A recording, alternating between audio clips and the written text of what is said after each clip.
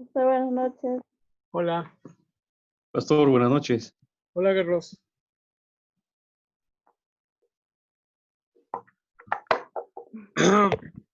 ¿Cómo le fue la lectura? La parte que les pedí que hagan un resumen era el uso de textos proféticos en el Nuevo Testamento.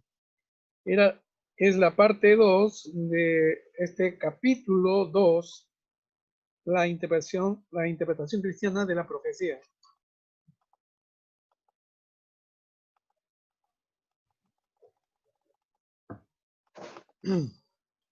¿Pudieron ver algo?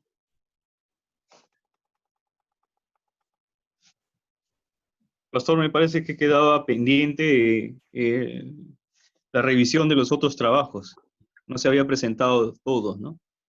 Y después nos corrigió los que sí habíamos presentado algunas cosas, ¿no?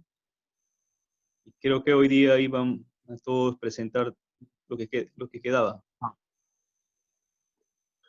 No he recibido ninguno. Bueno, supongo entonces que lo tienen en cuenta, pero que por alguna razón no lo han hecho. La vez pasada ya habían leído todos, o todo, mejor dicho. Necesitamos centrarnos en qué dice el Nuevo Testamento de la escatología, pero también a partir del Antiguo Testamento. No sé si pueden tener a vista el texto que les mandé, si han podido imprimirlo de repente. Si no, Está en la página 38, pasa. Sí, yo voy a mostrar en pantalla. Lo he tratado de poner en un PPT, así que vamos a ver. Alejandrina, ¿pudiste ver algo? Pastor, la semana pasada no asistí a clase, pero yo hice el resumen que nos pidió. Claro. Algo corto, pero ahí lo puedo, si me lo puedo compartir, se le envío al WhatsApp. A ver, por favor, envíalo y lo compartimos y tú lo ves, ¿sí? Claro. Para comenzar con tu Gracias. resumen. Bien. Bien, entonces vamos a compartir el resumen que hizo Alejandrina. Por alguna razón, José Cuya salió de repente por un problema de conexión.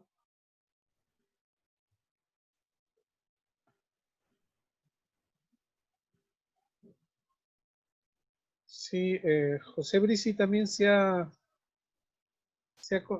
me ha mandado un mensaje, pero no lo veo aquí, no se puede conectar.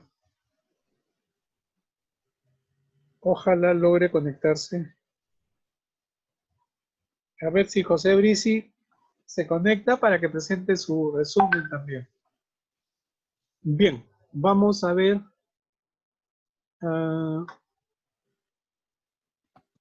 Bien.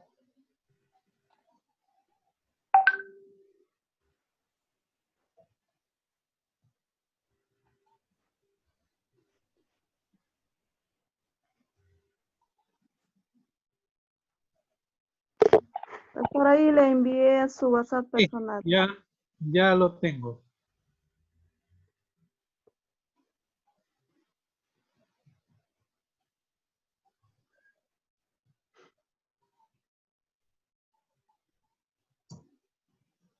Lo estoy abriendo. Y ahora lo vamos a compartir.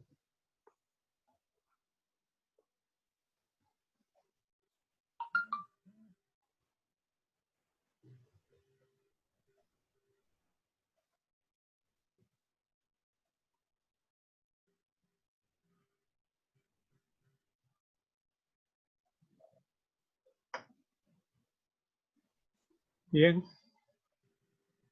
Voy a compartir entonces en pantalla.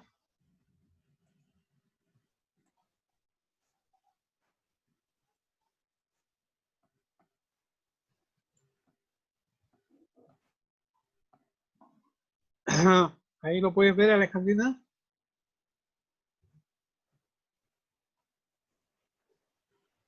Sí, Alejandrina. Sí, lo veo, pastor. Ya. Lo bajé, pero ahora lo subo. Sí, ok, gracias. Ahí está.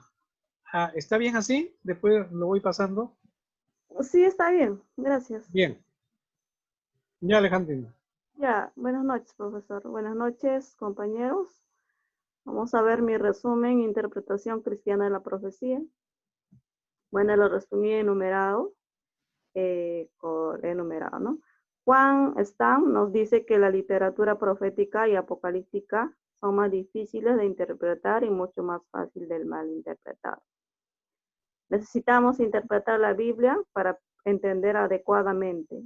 Es necesario saber interpretar acertadamente todo el aspecto profético.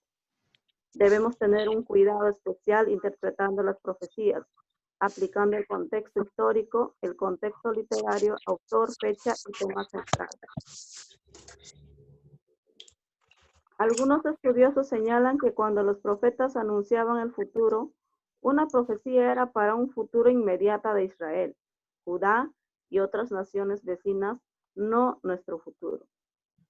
La función del profeta era comunicar y hacer cumplir la ley de Dios al pueblo, tal como lo hizo Moisés por encargo de Dios, donde condicionaba Dios al pueblo. Ante la obediencia traería fertilidad, buenas cosechas, salud, prosperidad y seguridad. Ante la desobediencia, Dios respondería con plagas, epidemias, destrucción y otros castigos. El propósito fundamental, bajo la perspectiva de Juan, en esta lectura no era predecir el futuro, sino llamar al pueblo de Israel al arrepentimiento hacia una esperanza de vida. Así como Dios envió a Moisés, nosotros sabemos que el Mesías ha venido, murió, resucitó y que va a volver por la iglesia, que es su cuerpo, templo y esposa. Tenemos la seguridad que ningún profeta podría imaginar. Pero también tenemos en conocimiento del ministerio de Jesús desde su nacimiento hasta su muerte, que estaba profetizado en el libro de los profetas. Está claro de que los profetas entendían su profecía en términos nacionalistas y no pensaban que iba a existir uno que se llamaría iglesia. Mas el Nuevo Testamento afirma que nosotros somos una nación santa, somos el Israel de Dios y los creyentes somos los verdaderos hijos de Abraham. El propósito de la profecía nunca fue predecir el futuro por sí mismo, sino exhortar al pueblo, denunciar sus pecados del pueblo y llamarles al arrepentimiento, a una nueva esperanza. Bueno, esta conclusión es mi opinión mía, ¿no? Personal. El propósito nuestro debe ser en estos tiempos difíciles practicar la justicia y la misericordia, algo que se ha perdido porque estamos enfocados en llevar nuestras vidas de conceptos y conocimientos vacíos que no tienen fruto. No digo que estudiar y prepararse teológicamente esté mal, mas digo que nuestro aprendizaje tiene que ir acompañado de fe, de justicia, de amor, de misericordia, que nadie se considere más que los demás, sino que el que sepa más pueda ayudar con espíritu de mansedumbre al que lo necesita. Necesitamos poner en acción nuestras palabras con hechos, trabajar en la obra de Dios con toda honestidad, en ayuda de los más necesitados y hacer volver al pecador de sus malos caminos al arrepentimiento. Socorrer a los huérfanos, viudas y nuestros ancianos, preparándoles para un futuro con esperanza. Gracias, profesor. Gracias.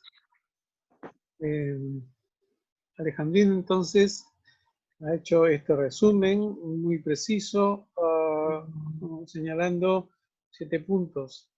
¿Qué se resalta? ¿O qué resalta Juan Stam, según lo encontrado por Alejandrina?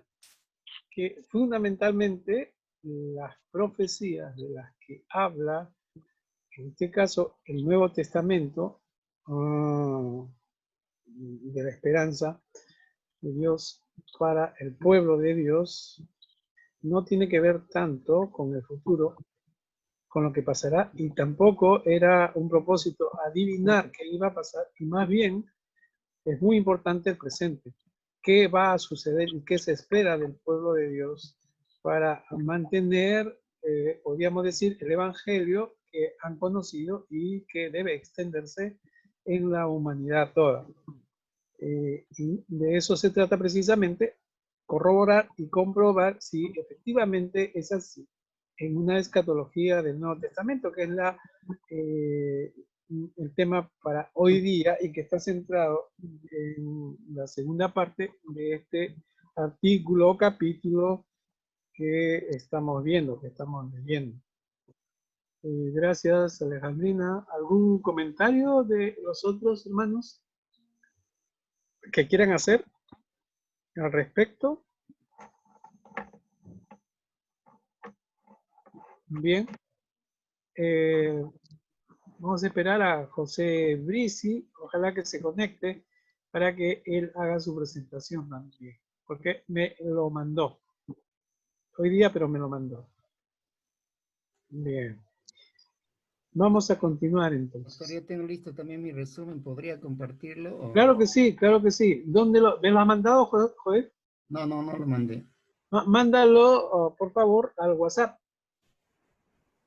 Ya Sea de Step o al mío mismo, al que como dice, tú tengas más a la mano. Al que dice...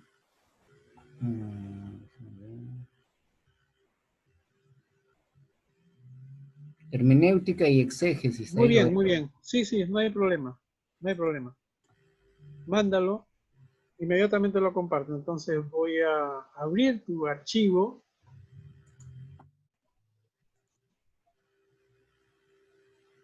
Bien, estoy en eso.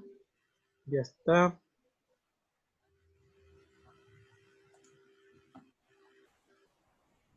Vamos a tener entonces el resumen que ha hecho Joel.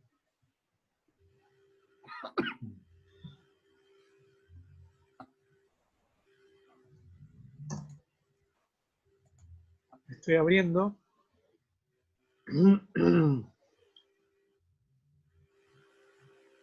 Bien.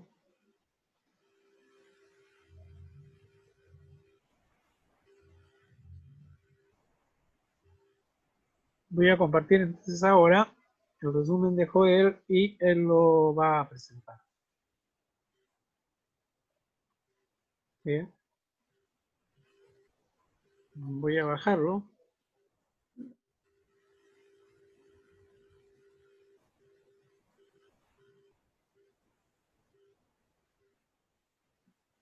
Bien, Joel.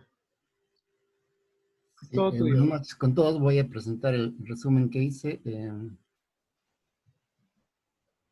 Dice así, ¿no? Dice, se puede entender que el principal error al tratar de interpretar las profecías bíblicas es un concepto equivocado de la palabra profecía. Se ha arraigado la idea de que profecía es sinónimo de vaticinio y se ha olvidado su verdadero concepto, que es la palabra dada por Dios a través de un ser humano, el profeta. El profeta es el hombre que habla por Dios y no necesariamente para hacer un vaticinio. La mayoría de las profecías son respuestas de Dios a situaciones concretas en momentos concretos del pueblo de Dios. Todas las profecías giran respecto al pacto de Dios con el pueblo de Israel. Si se apartaban del pacto, los profetas anunciaban el castigo a través de sequías, plagas, pestes y guerras. Si se arrepentían, los profetas anuncian las bendiciones de Dios a través de la lluvia oportuna, buenas cosechas, paz y prosperidad. A partir del nacimiento, muerte y resurrección de nuestro Señor Jesucristo, las profecías del Antiguo Testamento toman un nuevo cariz. Nunca más se debe interpretar la profecía como si Cristo no hubiera existido. El Nuevo Testamento menciona profecías cumplidas del Antiguo Testamento en relación a 4 puntos. Literal, ¿no? La persona y ministerio de Jesús, Pentecostés y los apóstoles, la iglesia cristiana y los acontecimientos finales de la historia en sus diversos aspectos. Otro error que se comete al interpretar las profecías es ignorar las reglas básicas de la exégesis. En palabras del autor, aquí se deben aplicar todos los principios de la exégesis histórica gramatical, el contexto histórico, literario, el vocabulario, la gramática, vida y manera de pensar del autor, etc. La exégesis debe ser fiel en todo momento a la experiencia originaria del profeta. Un mal uso de la exégesis hace que se tenga una mala interpretación que a menudo caracteriza a las sectas. Finalmente, se puede entender como otro error frecuente es la sistematización de las profecías, ordenándolas, clasificándolas y conectándolas en un sentido que nunca tuvieron ni fue el objetivo de los profetas, los escribas o el Espíritu Santo. Aunque el autor señala una serie de buenas prácticas para interpretar las profecías, considero que las mismas son palabra viva y eficaz y que hubo, hay y habrá mucha información y enseñanza aún no revelada en las profecías. Dios las mostrará según su pertinencia de acuerdo a sus soberanos planes. Es una presunción muy humana decir que es todo y ya no hay más o intentar entender a cabalidad el pensamiento de Dios, cosa que no se puede hacer sin la revelación del Espíritu Santo. Eso es todo. Gracias, Joel. Gracias, Joel. No sé si quieres remarcar algo de lo que has presentado, ¿no? Sí, o sea, básicamente lo que el autor trata de resaltar es que ¿por qué no? Se malinterpretan las profecías, como puso en algún lugar que es favorito de las sectas, agarrar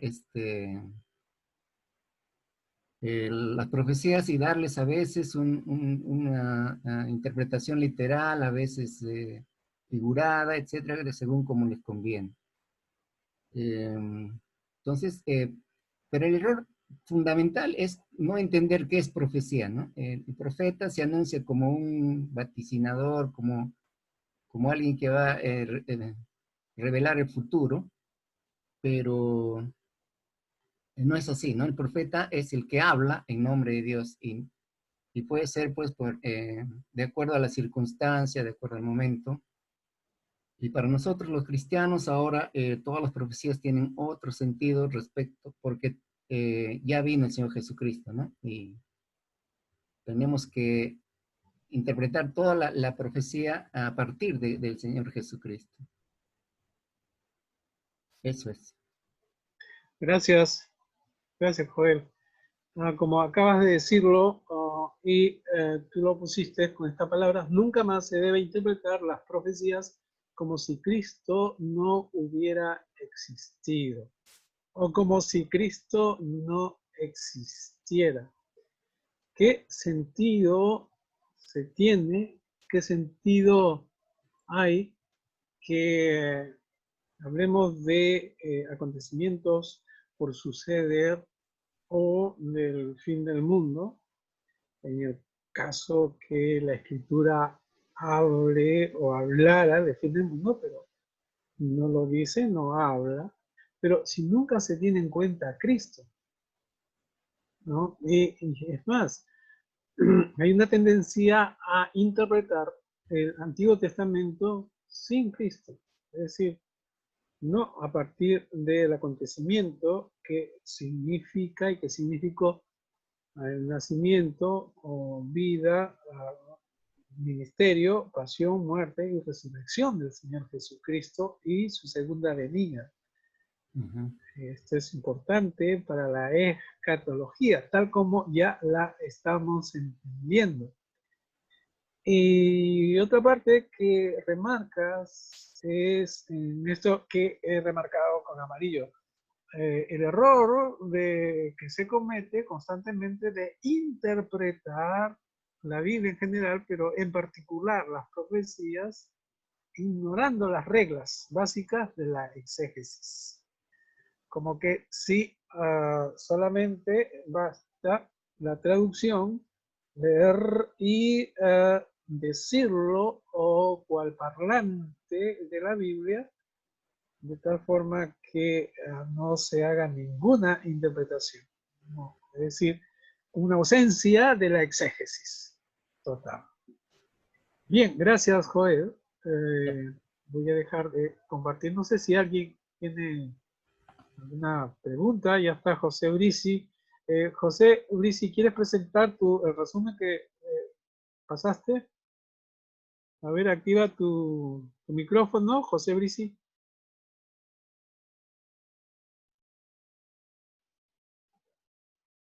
Bueno, parece que nuevamente salió. José está en eso que intenta entrar y salir bien. ¿Alguna pregunta para Joel o para lo presentado, los demás? José Cuya, Carlos.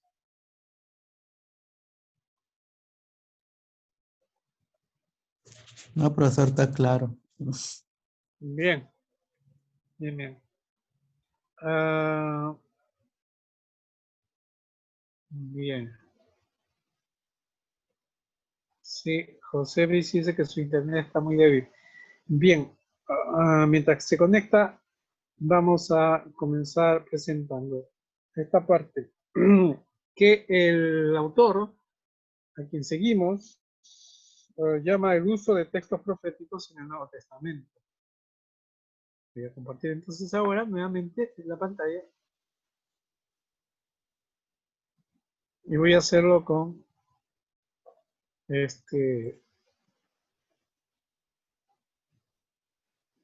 PPT.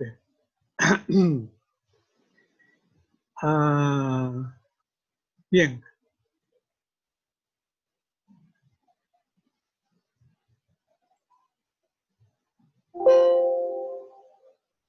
Bien. ¿Cómo es el uso de textos escatológicos en el Nuevo Testamento? ¿No? Podemos partir diciendo lo que el mismo autor dice, que antes de la venida de Cristo, los judíos, es decir, en el Antiguo Testamento, porque es la referencia que tenemos al judaísmo, al pueblo de Israel, lo que hemos podido rescatar del Antiguo Testamento, no tenían no tenían nada claro respecto al mensaje profético y mesiánico del Antiguo Testamento, ¿no? No, por supuesto, se esperaba a un Mesías, pero no de la forma como el cristianismo acuñó, es decir, como el cristianismo entendió cuando ya reconoció al Señor Jesús como Salvador y Señor, anunciado por Dios para salvar a la humanidad, para salvar todo lo que se había perdido, y todo lo que se había perdido era el ser humano en su entorno, y por lo que nosotros sabemos también corroborado por la historia y en todos los tiempos. Fíjense ustedes, el mal que siempre está. ¿Y cómo se expresaba entonces en esta, digamos, no completada espera de lo que iba a pasar con el pueblo de Israel? Es decir, no una completa profecía sobre los acontecimientos para el pueblo de Israel. Se hablaba, por ejemplo, en términos como el Hijo del Hombre, el Hijo de David, consolación de Israel, pero todavía no estaba claro. ¿Eso qué quiere decir? Quiere decir que cualquiera que podía leer los textos del Antiguo Testamento durante el tiempo del Antiguo Testamento, estamos diciendo que el tiempo del Antiguo Testamento sería hasta antes de Cristo, ¿no? Y yo sé que ustedes lo manejan, pero el acontecer de Jesucristo, que es marcado para el calendario cristiano por su nacimiento, a partir de ahí el año 0, hasta ese momento no hay claridad sobre una escatología en el judaísmo de su tiempo. Y también en Qumran, en la comunidad esenia, porque se supone que la biblioteca encontrada en Qumran perteneció a los esenios. Que se hablaba de Mesías de Aarón o Mesías de Israel, ¿no? Es decir, un ungido. ¿Qué quiere decir entonces? Que evidentemente antes de Cristo los judíos no habían podido sacar de sus propias escrituras, de sus escrituras, una expectación clara y concreta de ese Salvador que tendría que venir según lo que esperaban ellos, a rescatar, levantar, reconstituir, restituir, reconstruir el reinado de Israel, tal como había sido comenzado fuertemente por David, ¿no? Pastor Daniel, una pregunta. Sí, Carlos. Disculpa que le interrumpa. Sí, quería preguntar lo siguiente, ¿no? Si los judíos tenían la expectativa de un Mesías como Jesús, yo creo que no, porque veíamos en la lectura de que la expectativa de un Mesías era más bien un Mesías político, ¿no? En otra, que finalmente su trabajo, su labor como Mesías se iba a dar más bien en un ámbito más físico, ¿no? Que espiritual. Y nosotros tenemos sí ese entendimiento del Mesías a la luz del cristianismo, ya que es posterior a Jesús, ¿no? Pero yo quería preguntar lo siguiente, ¿no? Si ellos entendieron quién iba a ser el Mesías a la luz de las escrituras que ellos tenían, o es que ellos no entendieron en realidad cuál era el Mesías que deberían haber esperado.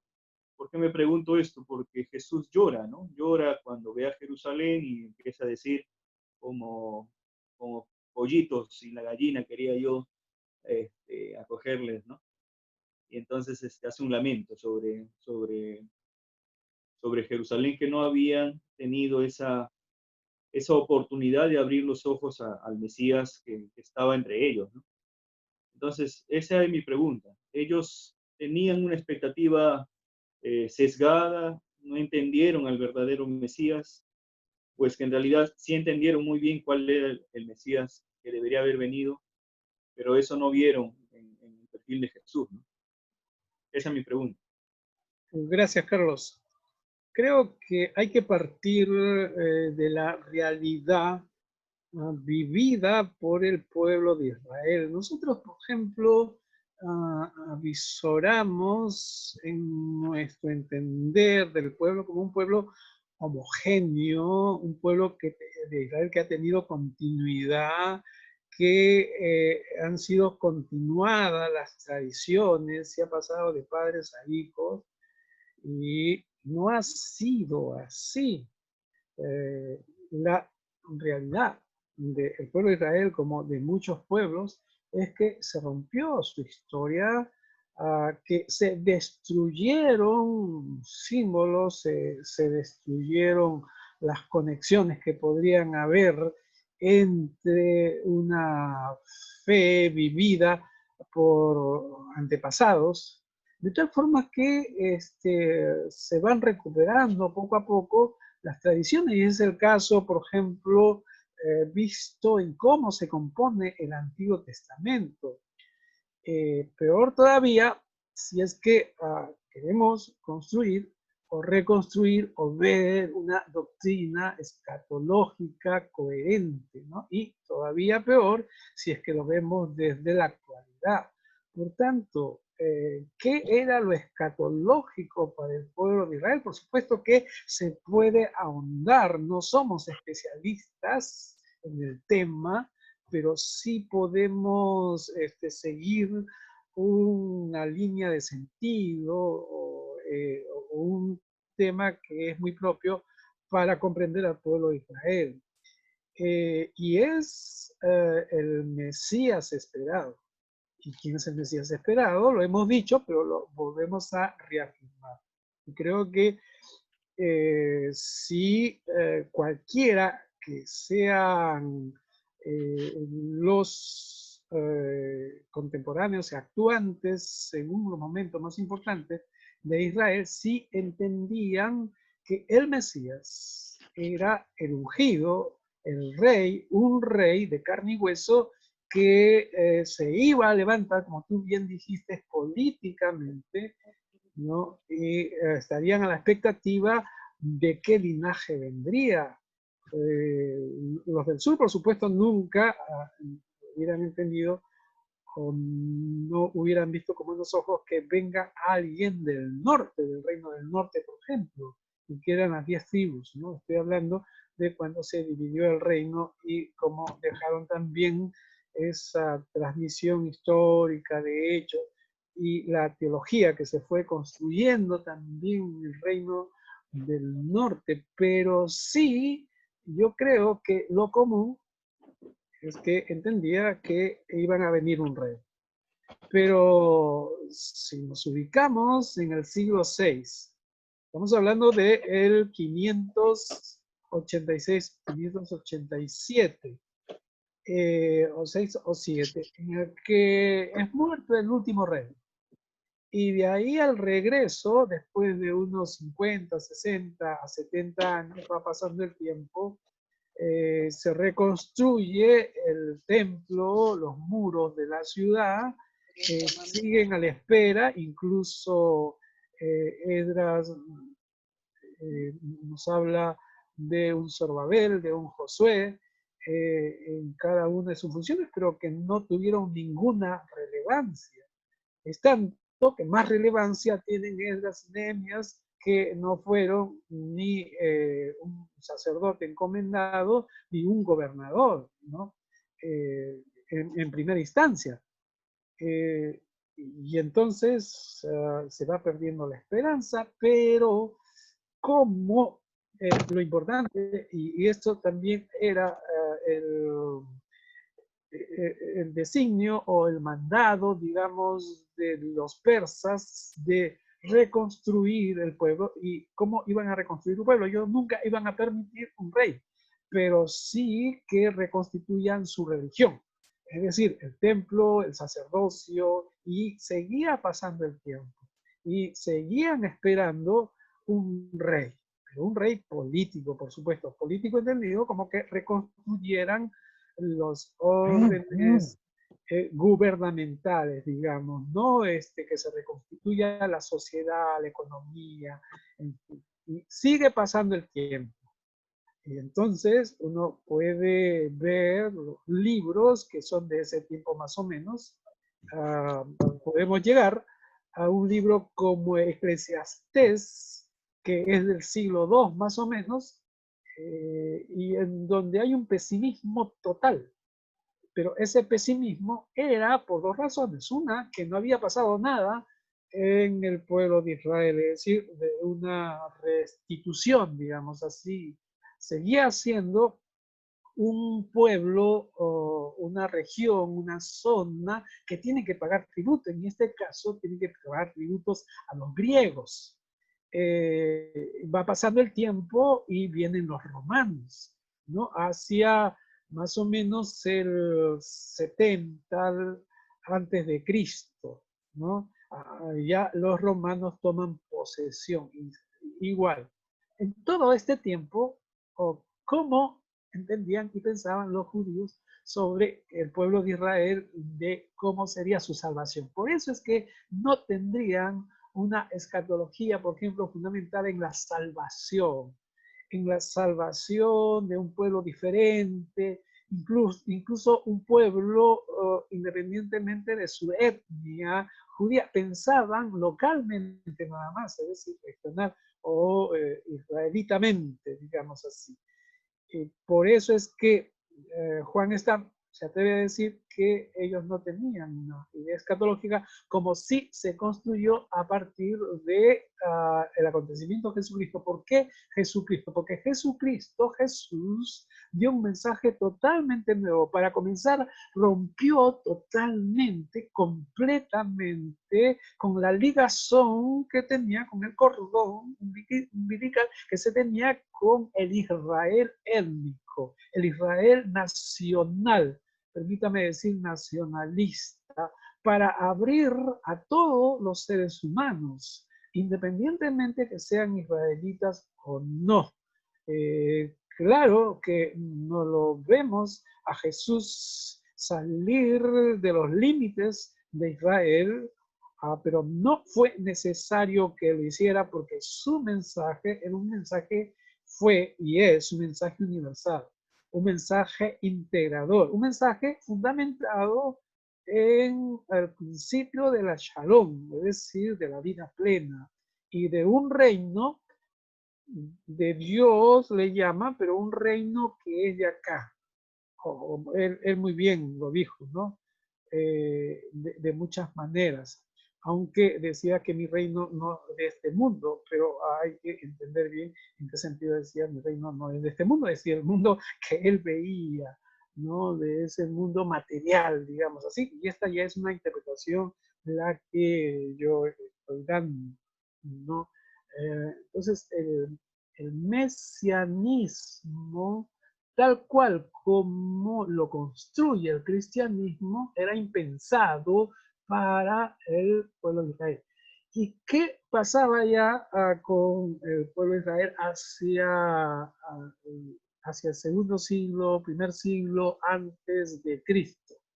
¿Qué estaba pasando? Que ante la demora de ese Mesías, ya habían influencias del contexto de la región semítico, y en este caso la influencia de los persas, después la influencia de los griegos, donde ya hacían pensar en mucho más allá del aquí y ahora y de una esperanza, y ahí es donde viene la apocalíptica.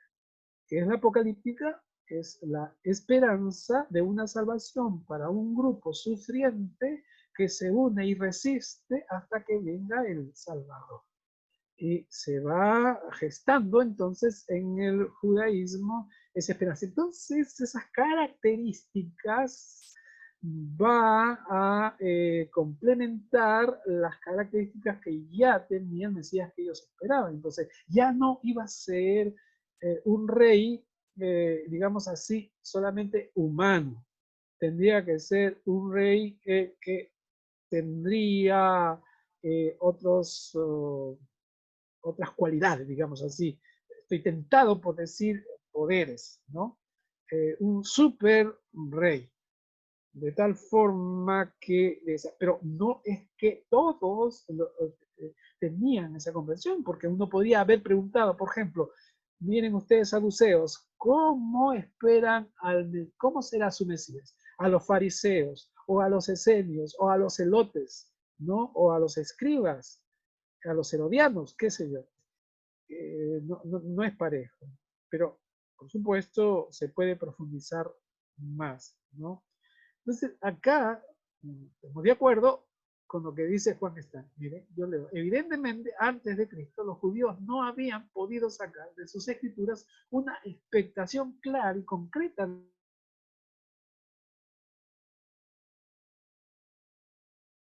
de la historia, es decir, no pensaban en los finales de la historia, ¿no? Cuando se hace alusión a Daniel, por ejemplo, ¿no? O Daniel 7, no se está pensando en los finales de la historia humana, de la historia de la humanidad, sino más bien se está haciendo alusión a lo que había pasado el pueblo de Israel con los diferentes imperios que le habían sojuzgado, ¿no? No se está pensando más allá, en realidad. Eso es lo que podríamos decir, ¿no? Pero bien, de todas maneras, seguimos pensando. Ahora bien, tanto Joel como Alejandrina lo han expresado, ¿no? De diferente manera, pero lo han dicho. ¿Cuál es el principio hermenéutico fundamental para la interpretación de los textos? Dice textos proféticos, pero en el entendido que son textos escatológicos, textos que hablan de la esperanza, de el devenir para el pueblo de Dios, pero en este caso ya no es el pueblo de Dios, ya no es el pueblo de Israel, es la iglesia cristiana. ¿Cuáles? Y entonces Stan nos dice que debería haber, que propone dos principios. Y podemos ver ahí, estoy agrandando para que se vea mejor. Es necesario ver los textos proféticos primero en su propio contexto judío. Judío. Sin introducir por contrabando exegético aspectos que no hubieran conocido los autores y lectores originales. Se tiende mucho a leer, porque es parte de la hermenéutica también, a interpretar con nuestros criterios propios, con nuestro entendimiento propio.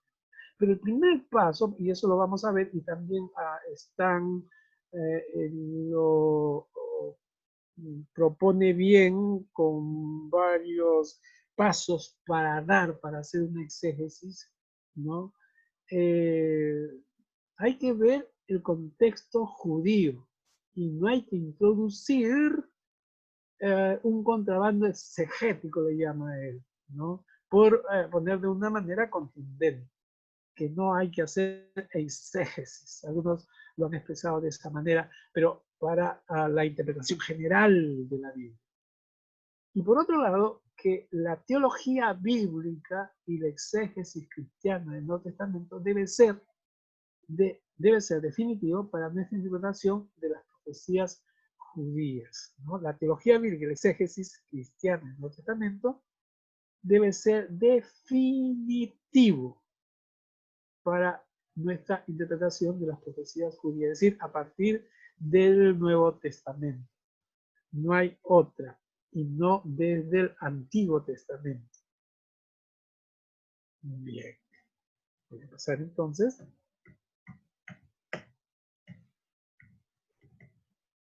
Disculpe, tengo que achicar. Agrando un poquito acá. Bien. Juan Stan nos sigue haciendo esta propuesta que ustedes ya han leído también.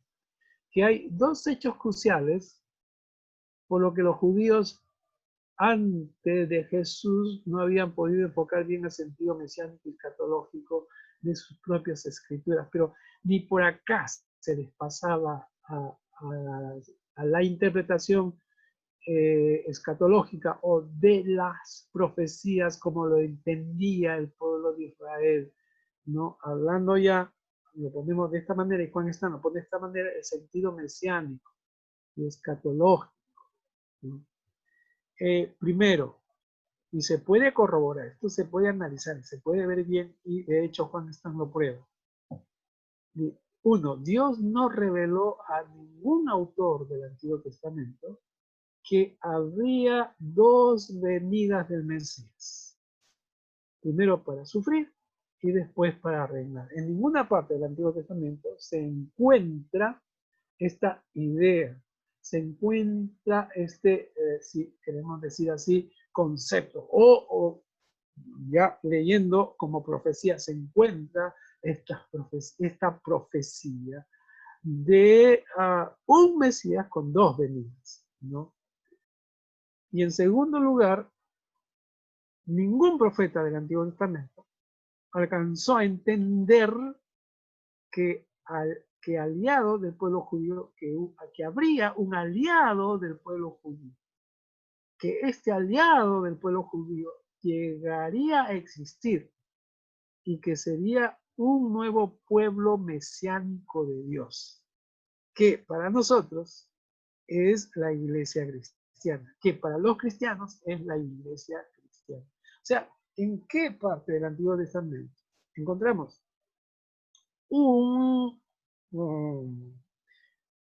vamos a decir, una profecía, o un relato, o una expresión de lo que se augura por venir, en el que se habla de la iglesia, ¿no? Expresa y precisamente.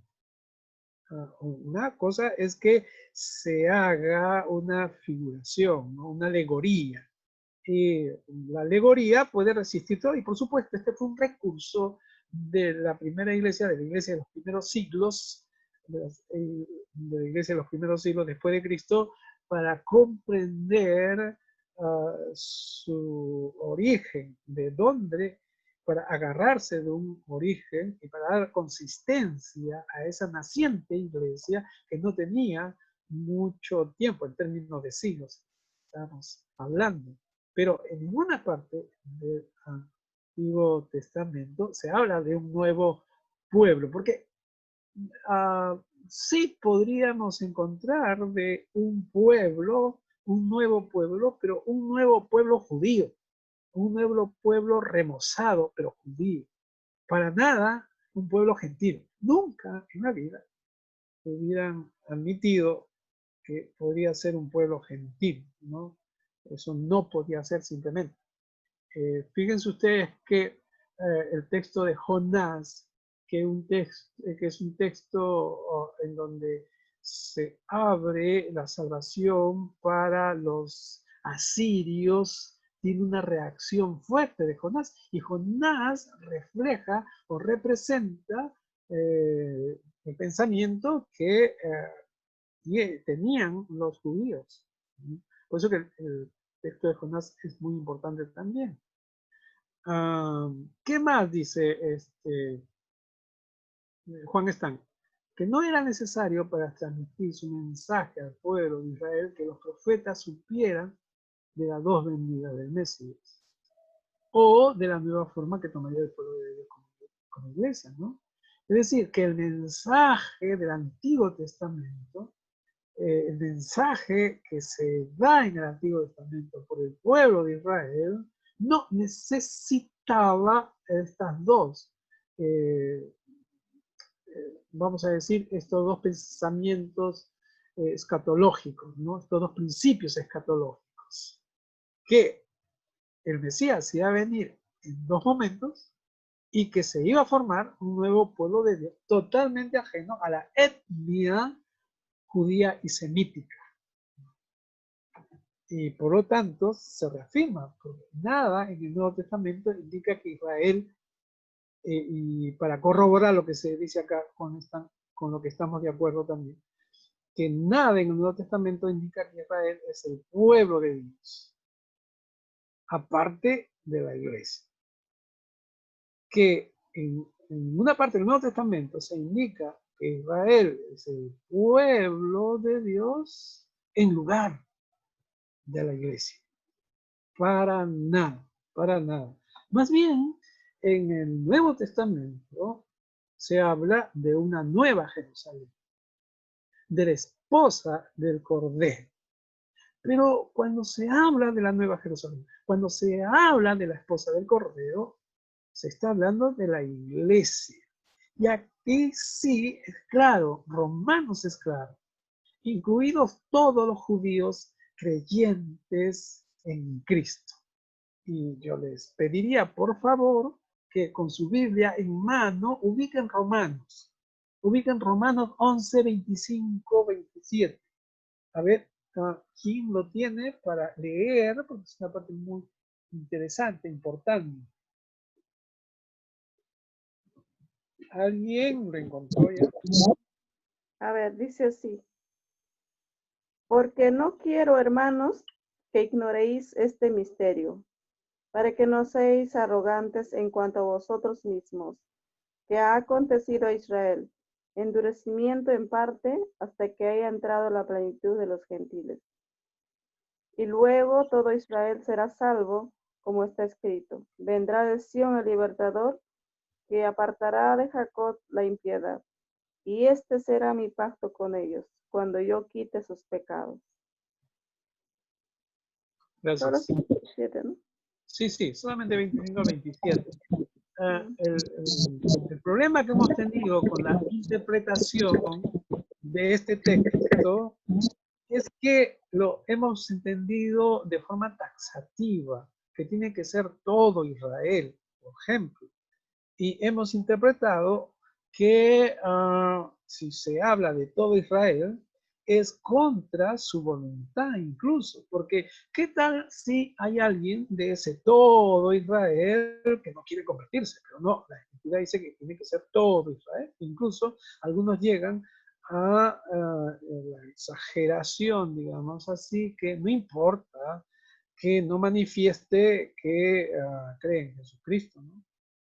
No importa, ¿no? El hecho es nada más de considerarlo, por favor. Hay que interpretar en su contexto, en el contexto propio. Pero no basta, por ejemplo, Romanos 11, 25 a 27, ¿no? Hay otras partes también.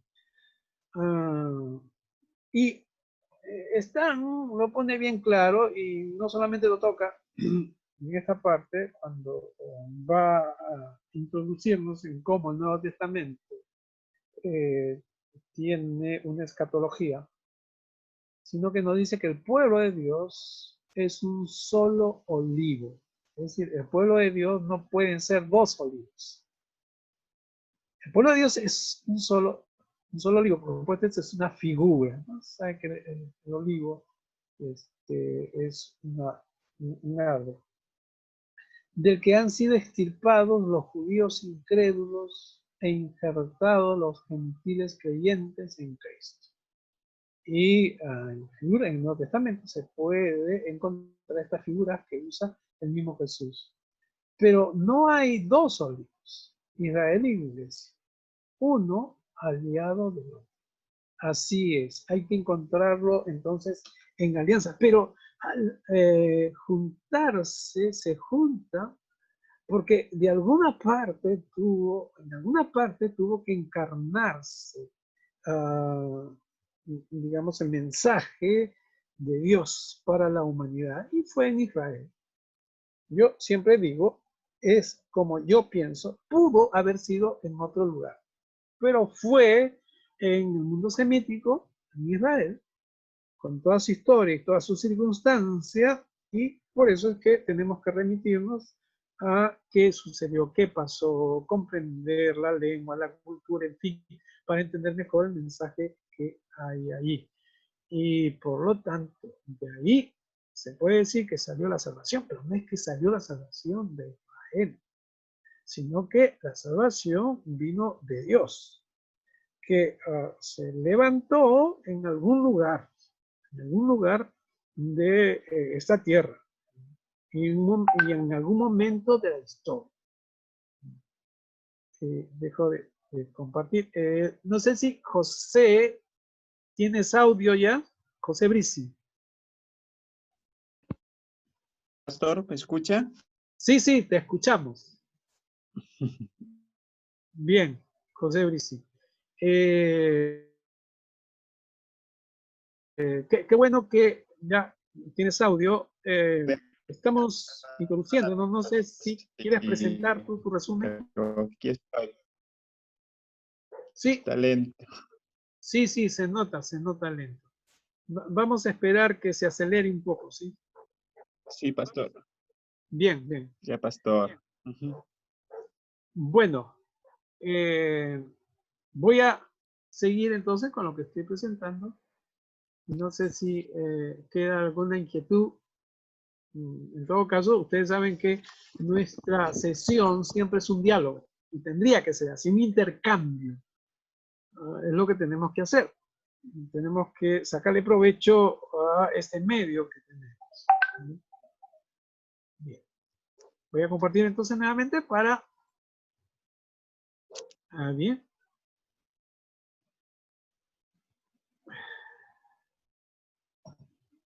Bien. Ajá.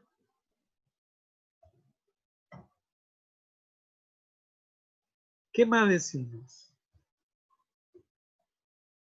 Decimos que el Nuevo Testamento relaciona las profecías hebreas con 4. Entonces, claro, por eso es que ya hecha la introducción o los considerandos para ver los textos escatológicos en el Nuevo Testamento, nos presenten 4 momentos, que ya lo han dicho ustedes, pero lo repetimos acá. La persona y ministerio de Jesús, Pentecostés y los apóstoles, la iglesia cristiana, los acontecimientos finales de la historia, el eschaton en sus diversos aspectos, es decir, la esperanza, ¿no? Y acá viene del eschaton o eschaton, acá está con J, se puede poner con C también, según cómo se transmite, significa lo que se espera, en realidad.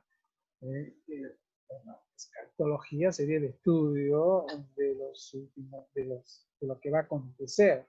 De una manera sencilla, pero más que todo tiene que ver con la esperanza. Ahora, ¿por qué es que Juan Stan nos propone mirar la escatología en el Nuevo Testamento en 4 momentos? Fíjense, no es casualidad que parte de la persona y ministerio de Jesús sigue con Pentecostés y los apóstoles, sigue con la iglesia cristiana y los acontecimientos finales de la historia. Incluso, esta es una propuesta también que se ubicaría muy bien cronológicamente.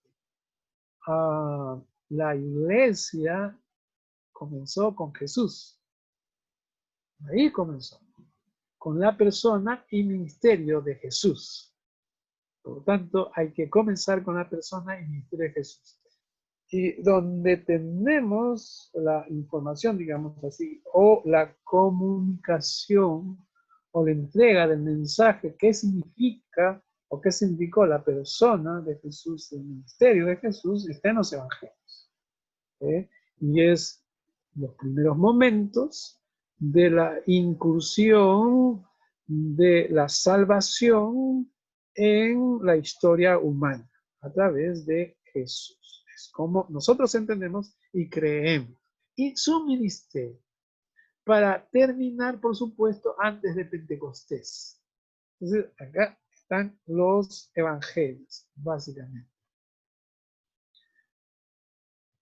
Luego se continúa en el Pentecostés y los apóstoles, es decir, el inicio de las primeras comunidades a partir de la irrupción del Espíritu Santo, ¿no?, en el aposento alto y la consecución del el apostolado de quienes acompañaron a Jesús, llamados por Jesús para ser sus discípulos. Los 12, ¿no es cierto? Menos Judas, pero que fue reemplazado. Entonces estamos hablando en los inicios de la iglesia, estamos hablando también de las primeras décadas de la irrupción cristiana, la expansión cristiana. Y tenemos acá básicamente Hechos de los Apóstoles, pero también las cartas pastorales, las cartas de los apóstoles, ¿no? Y ya establecida la iglesia, comenzada, originada, establecida la iglesia, en Hechos vemos su expansión también hacia el norte, ¿no? Ya tenemos una iglesia cristiana que se afirma, una iglesia cristiana que está expresada y reflejada en las diferentes cartas, tanto paulinas como las generales o universales, porque son particulares, son dirigidas, en el caso de Pablo, para comunidades muy específicas, y en el caso de las universales generales, en forma general, pero a iglesias que se nombran y se ve cómo se había expandido ya la iglesia. Y en cuarto lugar, en los acontecimientos finales de la historia. Una vez ya constituida la iglesia, entonces ya comienza a ver o se le ve a la iglesia como un peligro, porque comienzan a ser actores de la sociedad, actores de sus comunidades. No se puede obviar la presencia de una comunidad que se le llamó, o ellos mismos se llamaron, eclesía, para diferenciarse de la sinagoga que ya habían tomado como nombre los judíos. La eclesia, la asamblea, la congregación que se había extendido y expandido y no podía dejar de ser notorios porque son gente, personas de las mismas comunidades, de las mismas ciudades, de los mismos pueblos, que era evidente ante todos y por supuesto poco a poco fue evidente para el imperio de turno, que es el imperio romano. Y cuando hay grupos cohesionados, pero que tienen valores que se rigen por principios de valores que desde su fe, su entendimiento del valor de la vida, de la dignidad, de la relación con un Dios que no necesita estrados, no necesita representación de un Dios que lo que quiere es el bienestar para los seres humanos independientemente de aquello que los reduce como seres humanos, ¿no? Que coacta su libertad, entonces son no todos. Y por eso es que aquí surge lo escatológico, porque surge la lucha con el status quo, la lucha contra el poder. Y en este sentido están los acontecimientos finales de la historia, el escatón y sus diversos aspectos, ¿no? Y estamos hablando básicamente acá del Apocalipsis y de textos como el Apocalipsis, parecidos al Apocalipsis que ya están en las cartas también, o algunas partes de los evangelios, inspirados por el momento que está viviendo la iglesia ya al final del primer siglo, se podría decir, o en la última cuarta parte del primer siglo. Y hasta ahí Por Daniel, nos quedamos entonces. Sí, Carlos. sí quería preguntar lo siguiente, ¿no? Estamos viendo los 4 aspectos de cómo la iglesia, sobre todo en el Nuevo Testamento, cómo se ve el tema de la aplicación o la reflexión que se tiene a partir de las profecías, ya en el tiempo de Jesús, ¿no? Mi pregunta era la siguiente,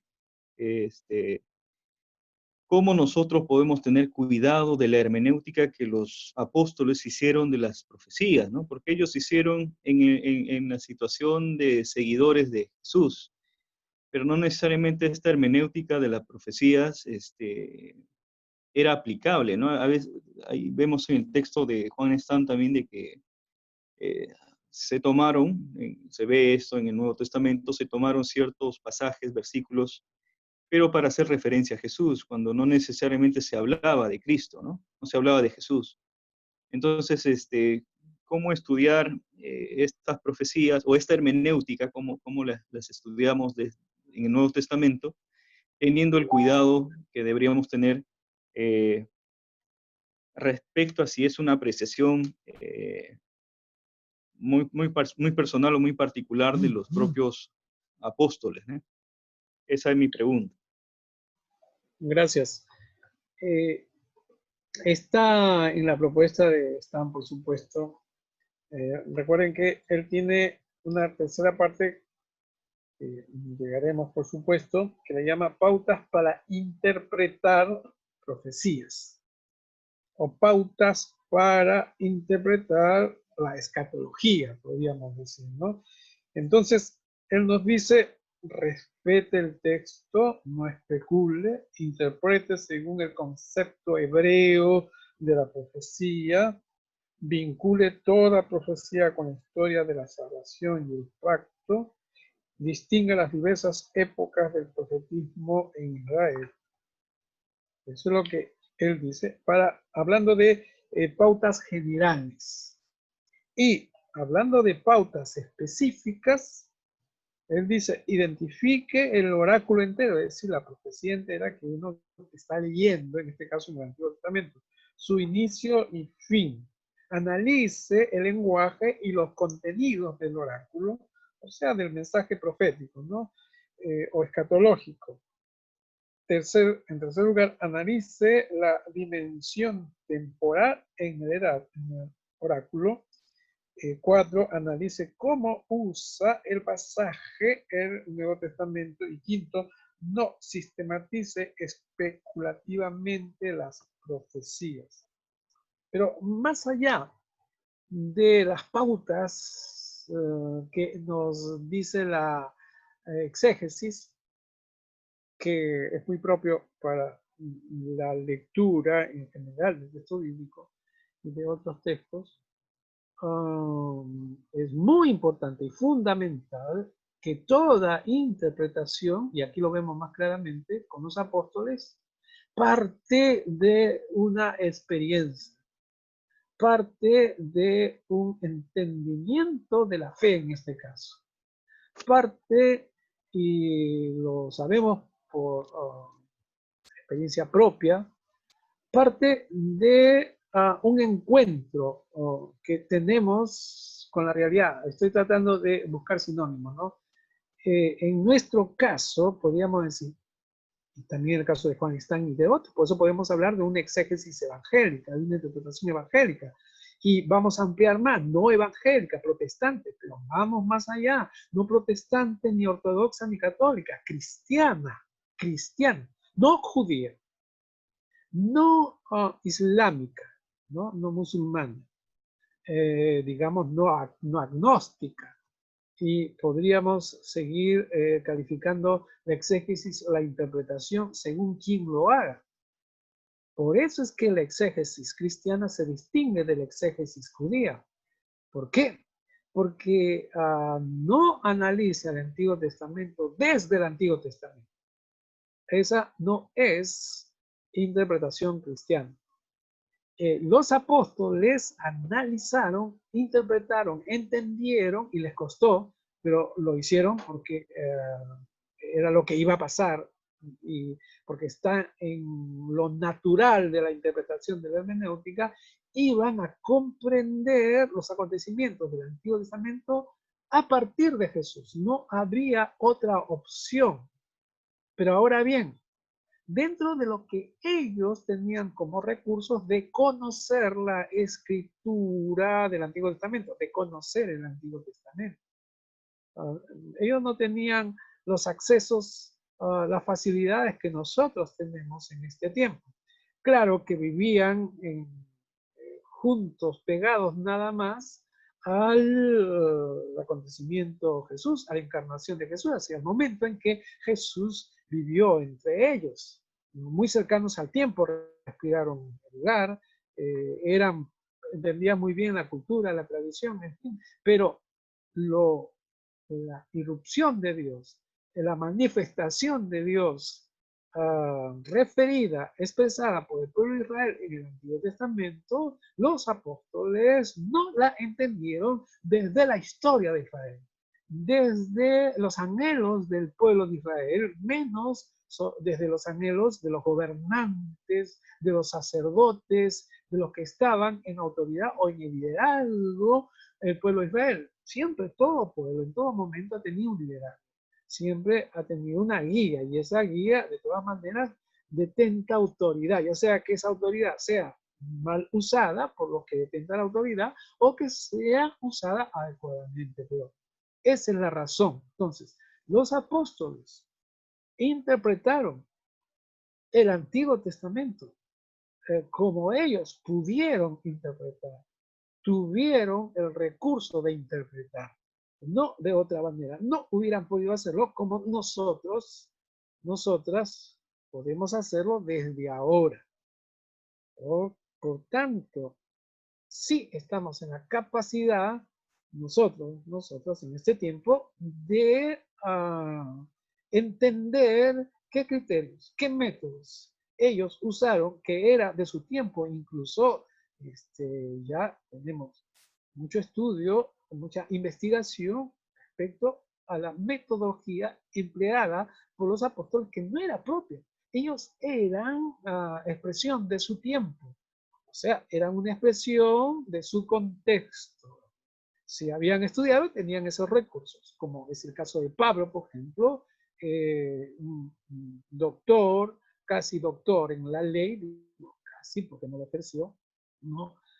Estaba formándose, estaba completándose, digo yo, cuando encontró a Jesús, pero ya tenía completado su programa.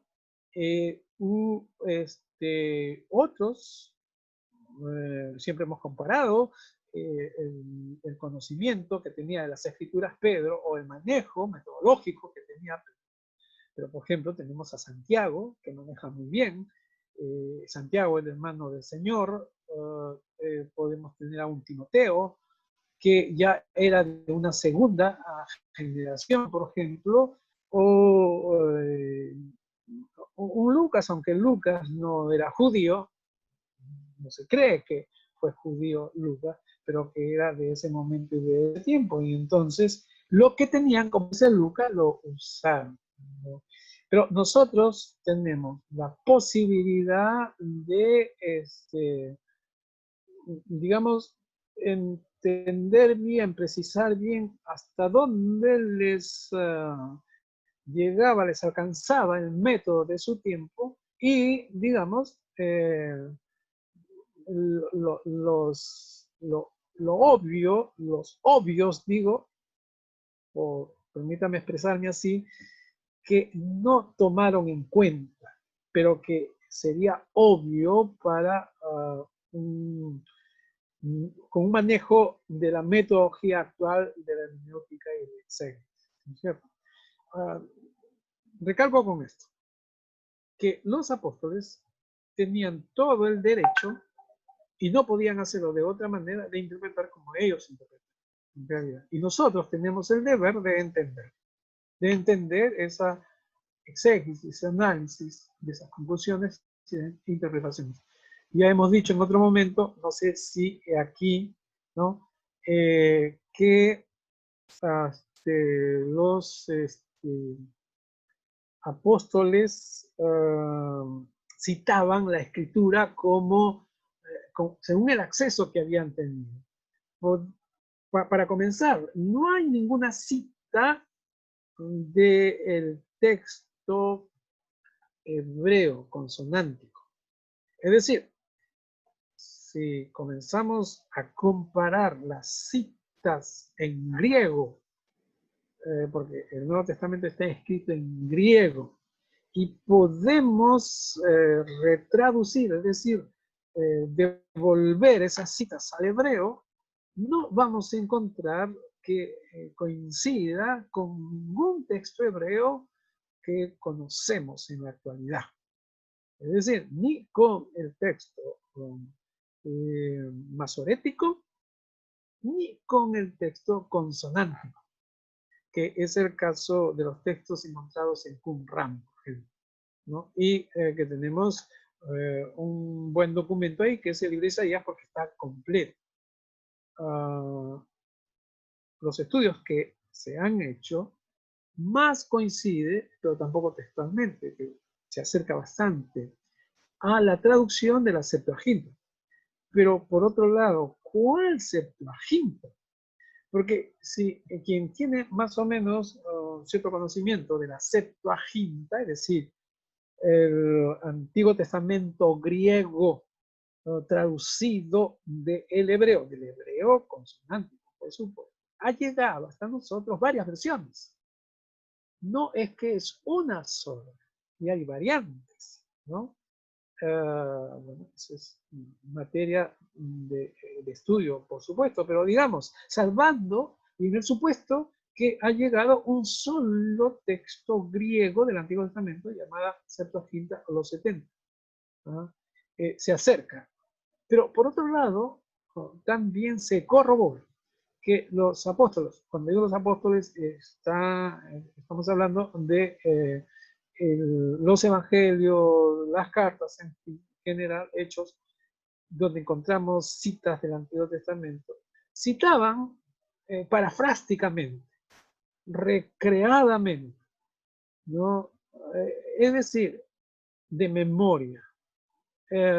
Porque ya se ha estudiado, está claro, los apóstoles en ese momento nunca tuvieron, porque tampoco había en el contexto del saber literario, de las ciencias literarias de su tiempo, ni ellos eran parte tampoco de ninguna escuela ni de ninguna universidad, como debería citarse, como es hoy, por ejemplo. E incluso en la Edad Media tampoco habían esos criterios, ¿no?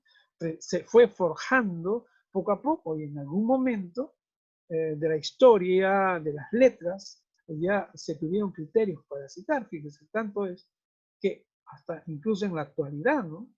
Algunos citan lo que quieren citar y incluso nos dicen que no saben de quién es, ¿no?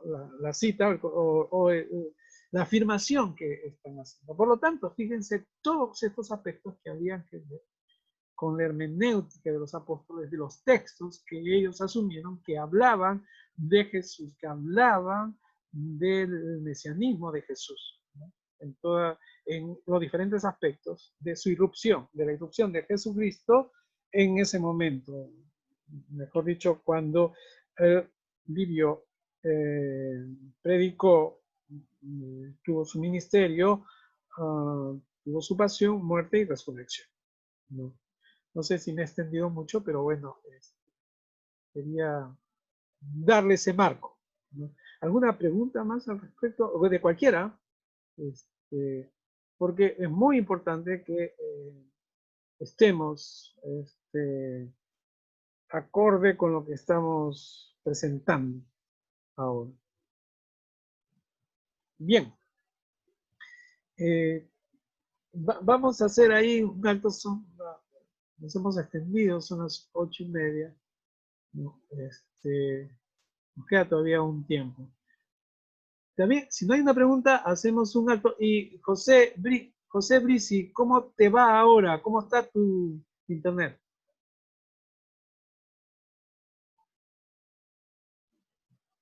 Bueno, con tal que nos estés escuchando, está bien.